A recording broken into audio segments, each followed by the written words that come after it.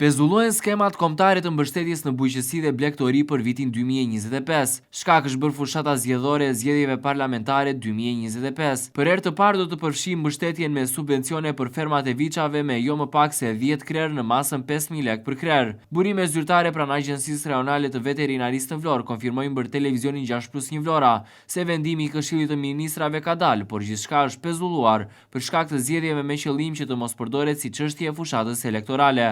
Mësohet se masat mbështetëse për vitin 2025 janë pothuajse të njëjta, por do të ketë njëjtësi në mbështetje për blek të rinj.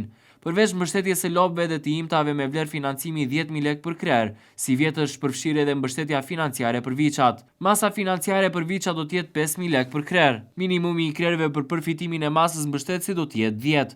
Numri i tyre mund jetë i kombinuar duke përfshirë lopë dhe mëshqera. Masa tjetër e skemës do të jetë mbështetja me financim për lopët 10.000 lekë për krerë. Për viçat do të jetë 5.000 lekë për krerë, jo më pak se 10 krerë. Kjo masë vazhdon të jetë si një kufi që mbështet ekonominë e shkallës dhe nxit bashkimin. Për bagtitë e imta vjon në njëjta masë financimi. Për prodhimet e serave, masa është 200.000 lekë për hektar, por jo më pak se 1 hektar.